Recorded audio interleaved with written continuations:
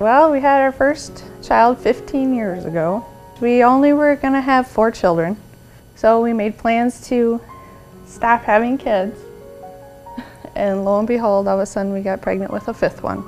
Oh, I've delivered a lot of Marsha's kids, and I've known Marsha and her husband for quite some time. Felt great, and I thought, wow, this is going to be easy, and labor will be nothing, because my other labors were 3 hours long. I'm like, psh, no big deal, no big deal. Then the morning of August 19th of 2003, I was up with the kids, because it was during the summer, and got the kids breakfast. Was just doing my morning thing and noticed that I was bleeding a little bit. And I thought, okay, I'm 38 weeks along. Maybe I'm starting labor. I'm dilating. I'm not having any pain. Hey, this is going to be great.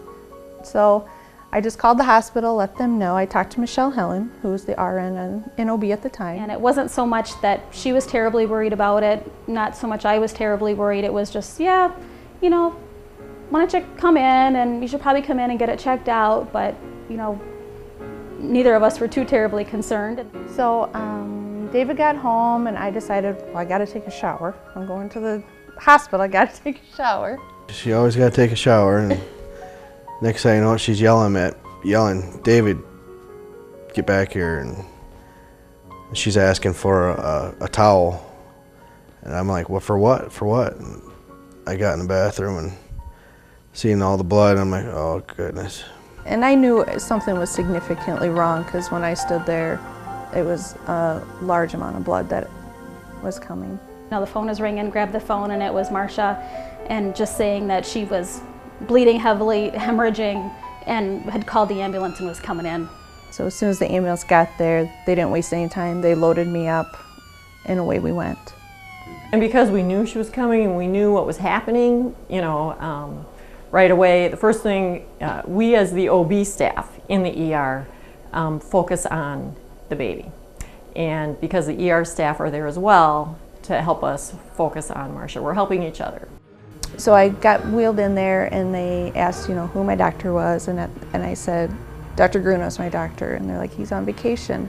I said, call him, he'll come. So they called, and he was on his way. She's in the emergency room, and that she's ruptured and abrupting. And basically what that means is that her placenta is tearing away from her uterus, and baby's going to be distressed associated with that. Ultimately, what can happen is death. Baby only has so much blood. And if the source of the blood is coming from the baby, you know, you can have a very bad outcome.